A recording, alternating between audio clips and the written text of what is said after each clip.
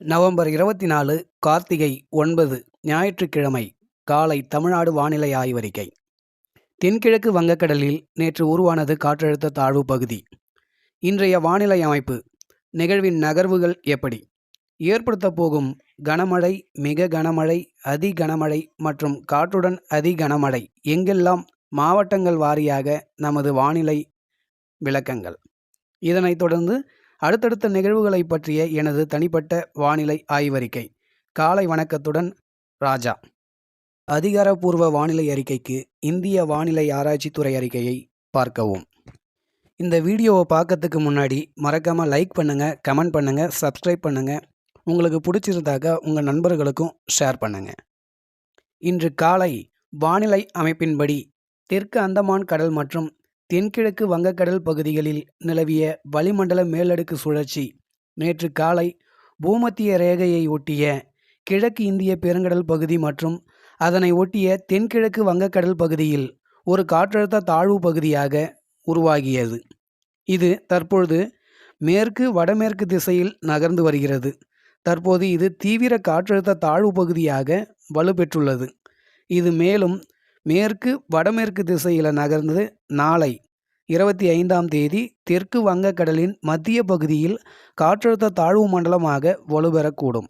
இது மேலும் 26ஆம் தேதி ஆழ்ந்த காற்றழுத்த தாழ்வு மண்டலமாக வலுப்பெற்று வடமேற்கு திசையில் தமிழகம், இலங்கை கடற்கரையை நோக்கி நகரக்கூடும் என்று எதிர்பார்க்கப்படுகிறது. இந்த தீவிர நிகழ்வு பாருங்க, உலக வானிலையாளர்களையே பார்த்திங்கன்னா இந்த நிகழ்வு ஒரு பெரிய குழப்பத்தில் ஆழ்த்திருக்கு. ஏன்னாக்கா இது தினந்தோறும் பார்த்திங்கன்னா ஒவ்வொரு வழித்தடத்தை பார்த்திங்கன்னா இது காமிக்குது. இது பார்த்திங்கன்னா தெற்கு ஆந்திராவில் கரையை கிடக்கிற போல் அமெரிக்காவுடைய ஜிஎஃப்எஸ் மேப் பார்த்திங்கன்னா காமிக்குது. இன்னும் சில நாட்டுடைய வரைபடங்கள்லாம் பார்த்திங்கன்னா மேற்கு வங்காளம், ஒரிசா, வங்காளதேசத்துலாம் பார்த்திங்கன்னா கரையை கிடக்கிற போல் காமிக்குது. ஆனால் இதில் நீங்கள் தெரிஞ்சிக்க வேண்டியது ஒன்றே ஒன்று தான். நம்ம நவம்பர், டிசம்பரில் பார்த்திங்கன்னா மோஸ்ட்லி பார்த்திங்கன்னா தமிழகத்தில் தான் எந்த ஒரு நிகழ்வாக இருந்தாலும் அது கரையை கிடக்கும். நீங்கள் கடைசியாக அந்த டேட்டாலாம் எடுத்து பார்த்தீங்கன்னா உங்களுக்கே புரியும். நாம் ஆரம்பத்தில் இதை நம்ம 3 மாதத்துக்கு முன்னாடியே பார்த்தாக்க நம்ம சொல்லியிருக்கோம். நாம் கண்டிப்பாக 22ஆம் தேதி வரக்கூடிய நிகழ்வு பார்த்திங்கன்னா ஒரு புயல் நிகழ்வாக மாறி அது தமிழகத்தில் பார்த்திங்கன்னா டெல்டா இல்லை வட தமிழகத்தில் கரையை கிடக்குன்னு சொல்லியிருக்கோம். அதே போல் நம்மளுடைய கருத்தில் எந்த மாற்று கருத்துமே இல்லாமல் நான் மேப்பில் காமிச்சிருக்க வழித்தடத்திலேயே பார்த்தாக்க இது பயணித்து கடலூர், புதுச்சேரி அல்லது சென்னைக்கு இடைப்பட்ட பகுதிகளில் இது பார்த்திங்கன்னா ஒரு புயல் நிகழ்வாக கரையை கிடக்கும். நாளை இந்த நிகழ்வு பார்த்திங்கன்னா காற்றழுத்த தாழ்வு மண்டலமாக பார்த்திங்கன்னா வலுப்பெற இருக்குங்க.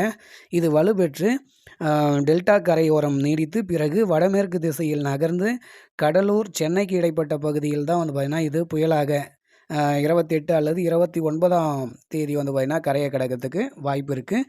எமது வானிலையில் எந்த மாற்று கருத்தும் இல்லை. கண்டிப்பாக நாளையிலிருந்து பார்த்திங்கன்னா மழை பொழிய தொடங்குகிறது. சரிங்க, நாம் 23, 24 இலங்கை அருகே பார்த்திங்கன்னா ஒரு காற்று சுழற்சி நீடிக்குது.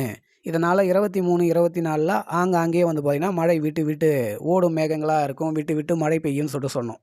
ஸோ அதே போல் மேகங்கள் ஓடும் மேகங்களாக தான் இருந்தது. ஆனால் மழைப்பொழிவு பார்த்தாக்க சொன்ன போல் பார்த்திங்கன்னா பொழியலை, எதிர்பார்த்த மழைப்பொழிவு இல்லை. நேற்று மாலையில் பார்த்திங்கன்னா டெல்டா மாவட்டங்கள் ஃபுல்லாகவே மேகமூட்டமாக சாரல் தூறல் மழைகளாக மட்டுமே பார்த்தாக்க காணப்பட்டது. நம்ம எதிர்பார்த்த மழை இல்லை. ஏன் இல்லைன்னு சொல்லிட்டு பார்த்திங்கன்னா குளிரோடைய சதவீதம் அதிகமாக இருக்கிறதால இதற்கு போதுமான வெப்ப நீராவி காற்று பார்த்திங்கன்னா கிடைக்கல. இதனால் நம்ம எதிர்பார்த்த மழை பார்த்திங்கன்னா பொழியவில்லை. இதனால் இன்றைக்கும் பார்த்திங்கன்னா நேற்றைய வானிலை தான் நிலவும். இன்றைக்கும் பார்த்தாக்க பெரும்பாலும் மழை இருக்காது. அதாவது டெல்டா மாவட்டங்கள், தென் மாவட்டங்களில் பார்த்திங்கன்னா அங்கொன்றும் இங்கொன்றுமாக பார்த்திங்கன்னா ஒரு மிதமான மழை, சாரல் தூறல் மழை பொழிவாக பார்த்தாக்க இருக்கும்.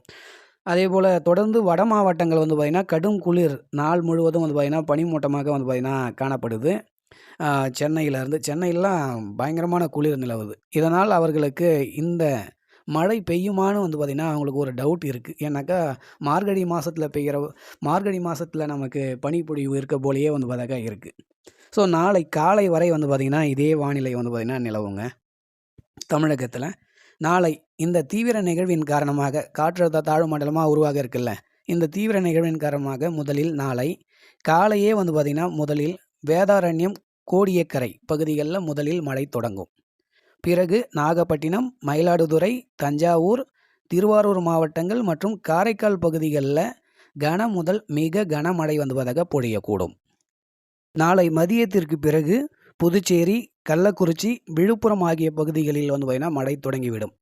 நாளை மாலைக்கு பிறகு இரவில் சென்னை, காஞ்சிபுரம், செங்கல்பட்டு, திருவள்ளூர், திருவண்ணாமலை சுற்றுவட்டார பகுதிகளிலும் மழை தொடங்கிவிடும். ஒரே சமயத்தில் வந்து அனைத்து மாவட்டங்கள்லையும் இந்த மழை தொடங்காதுங்க. இது என்னக்கா நிகழ்வு கிட்ட நெருங்கி வர தான் வந்து மழை படிப்படியாக அனைத்து மாவட்டங்களுக்கும் பரவும். முதலில் நாளை கடற்கரை ஓரம் உள்ள அனைத்து கடலோர மாவட்டங்கள்லையும் மழை பெய்ய தொடங்கிவிடும். பிறகு 26ஆம் தேதி அதிகாலையிலிருந்து தென் மாவட்டங்கள், டெல்டா உள் மாவட்டங்கள், வட உள் மாவட்டங்களில் மழை தொடங்கிவிடும். பிறகு 26ஆம் தேதி செவ்வாய்க்கிழமை மதியத்திற்கு பிறகு அனைத்து மாவட்டங்களிலும் மழை பொழிய தொடங்கிவிடும். தென் மாவட்டங்கள், மேற்கு தொடர்ச்சி மலை மாவட்டங்கள், வடமேற்கு மாவட்டங்கள், ஆந்திர எல்லையோர மாவட்டங்கள் என அனைத்து மாவட்டங்கள்லையும் மழை தொடங்கிவிடும். என்னக்கா பின்னாடி நீங்கள் கமெண்ட்டில் கேட்குறீங்க, எங்கள் மாவட்டத்துக்கு வந்து சொல்லவே மாட்டீங்க. நான் எந்த மாவட்டத்தையும் வந்து கடலோர மாவட்டங்கள் மட்டும் வந்து குறிப்பிட்டு கனமழை, மிக கனமழை பொழியுள்ள மாவட்டங்கள் சொல்லியிருக்கேன். மற்ற மாவட்டங்கள் ஃபுல்லாகவே நான் உங்களுக்கு சொல்லிட்டேன். எங்கள் மாவட்டங்கள் சொல்லலைன்னு சொல்லிட்டு கேட்காதீங்க. நவம்பர் 26 அனைத்து மாவட்டத்திலும் வந்து மழை இருக்குங்க. குறிப்பாக நவம்பர் 26,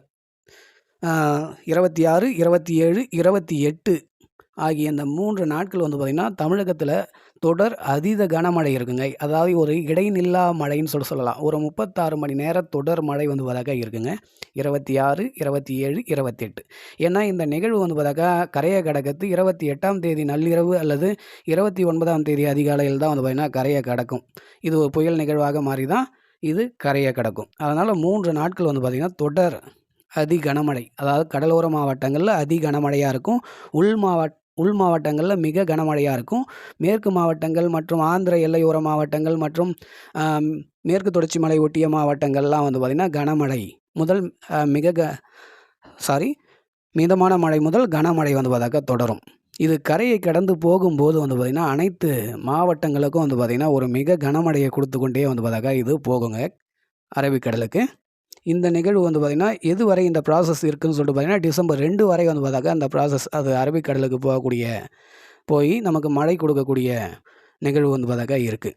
குறிப்பாக நவம்பர் 26 செவ்வாய்க்கிழமை எங்கெல்லாம் மழை பெய்யும், குறிப்பாக கடலூர், தஞ்சாவூர், திருவாரூர், நாகப்பட்டினம், மயிலாடுதுறை, புதுக்கோட்டை மாவட்டங்கள் மற்றும் காரைக்கால் பகுதிகளில் கன முதல் மிக கனமழை வந்து பதிவாகுங்க. ஒரு சில இடங்களில் மட்டும் வந்து அதி கனமழை வந்து பொழியத்துக்கு வாய்ப்பு இருக்குது நவம்பர் 26ஆம் தேதி. அதே போல் சென்னை, காஞ்சிபுரம், செங்கல்பட்டு, விழுப்புரம், கள்ளக்குறிச்சி, ராமநாதபுரம், புதுக்கோட்டை, தஞ்சாவூர் மற்றும் திருவள்ளூர் ஆகிய மாவட்டங்களில் வந்து கனமழை முதல் மிக கனமழை வந்து பொழியக்கூடும். இது அடுத்தடுத்த நாட்களில் வந்து மிக கனமழை, அதீத கனமழை பொழியக்கூடிய மாவட்டங்கள் வந்து மாறிக்கினே இருக்கும். இந்த நிகழ்வு கொஞ்சம் முன்னேறி வர 26, 25 டெல்டா மாவட்டத்திற்கு வந்து அதி கனமழைக்கு வாய்ப்பு இருக்குங்க. இந்த 26, 25, 26 ஆகிய 2 தேதிகளில். அதற்கடுத்து வந்து நமக்கு 27, 28 இந்த தேதிகளில் வட மாவட்டங்கள் முழுவதும் அதீத கனமழைக்கு வந்து வாய்ப்பு இருக்குது. மழை பெரும்பாலும் வந்து காற்றுடன் பொழியத்துக்கு வாய்ப்பு இருக்குது. அதிக காற்று, பயப்பட தேவையில்ல, காற்று அச்சம் தேவையில்ல. நீங்கள் இந்த மேகக்கூட்டத்தையே பார்க்கலாம். இது அதிகப்படியான வெப்ப நீராவி காற்று மற்றும் அதுக்கு தேவையான குளிர்காற்று வரதையும் நீங்கள் பார்க்கலாம் வட இந்தியாவிலேருந்து. அதே போல் நமக்கு தென் சீன பகுதிகளிலேருந்து வரக்கூடிய கிழக்கு காற்றையும் நீங்கள் பார்க்கலாம். இதனால் வந்து மேகக்கூட்டங்கள் வந்து அதிகமான நீராவி மேகக்கூட்டங்கள் சுமந்து வருது. அதனால் அதிகமான மழையை வந்து ஏற்படுத்தும். நீங்கள் நினச்சி பார்க்க முடியாத அளவுக்கு மழையை வந்து ஏற்படுத்தும். தமிழகத்தில் 12% இந்த ஆண்டு கூடுதலாக மழைப்பொழிவு இருக்குன்னு சொல்லிட்டு இந்திய வானிலை மையம் சொல்லியிருக்காங்க. ஆனால் அதை விட வந்து கடலோர மாவட்டங்கள்லாம் வந்து அதிகப்படியான மழைப்பொழிவு இருக்குங்க. இந்த மழைப்பொழிவு கண்டிப்பாக அனைத்து ஏரி குளங்களையும் நிரப்பும். உங்களுடைய ஏக்கத்தை வந்து இது பூர்த்தி செய்யும் என்று எதிர்பார்க்கிறேன்.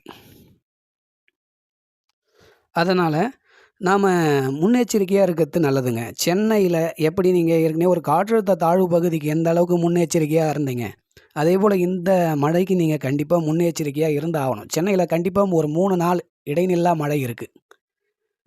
26, 27, 28 3 நாள் வந்து இடைநில்லா மழை இருக்குது. 29 வந்து அதிக கனமழைக்கு வாய்ப்பு இருக்குது. பெரும்பாலும் நமக்கு செவ்வாய், புதன், வியாழன், வெள்ளி இந்த 4 நாட்கள் வந்து பார்த்திங்கன்னா, இந்த டெல்டா மற்றும் வட கடலோர மாவட்ட பள்ளி, கல்லூரிகளுக்கு விடுமுறை விடத்துக்கும் வந்து பார்த்திங்கன்னா வாய்ப்புகள் அதிகம் இருக்குது. ஏன்னாக்கா இந்த 4 நாளும் வந்து பார்த்திங்கன்னா மழை தாங்க. இந்த 4 நாள் மட்டும் மழை கிடையாது. உங்களுக்கு இந்த 25ஆம் தேதி நாளை தொடங்கக்கூடிய மழை வந்து பார்த்திங்கன்னா, டிசம்பர் 2 வரை வந்து பார்த்தாக்கா இந்த சுற்றுடைய மழை வந்து பார்த்தாக்கா உங்களுக்கு பொழிய இருக்குது. அதுவும் வந்து பார்த்திங்கன்னா, கனமழை, மிக கனமழை, அதி கனமழை, அதீத கனமழையாக இருக்கும். ஸோ நாள் வந்து பார்த்திங்கன்னா கனமழையாக இருக்கும். 2வது நாள் மிக கனமழையாக இருக்கும். 3வது நாள் வந்து பார்த்திங்கன்னா உங்களுக்கு அதி கனமழையாக இருக்கும். ஸோ இதுபோல் மழை படிப்படியாக தீவிரமடைய இருக்குது. சரி, இந்த மழை போச்சு. இந்த மழைக்கு அடுத்த நிகழ்வு இருக்கான்னு சொல்லிட்டு கேட்டாக்கா, நம்ம ஏற்கனவே ஒரு 2, 3 நாள் கேப் கிடைக்கும். 6ஆம் தேதியில் வந்து பார்த்திங்கன்னா மழை பொழியும்னு சொல்லிட்டு சொன்னோம். ஆனால் கேப்லாம் கிடைக்காதுங்க. உங்களுக்கு 2ஆம் தேதி வரை இந்த மழை பொழியுதுன்னா, அடுத்தது 3ஆம் தேதியே ஒரு நிகழ்வு வந்து பார்த்திங்கன்னா வர இருக்குது.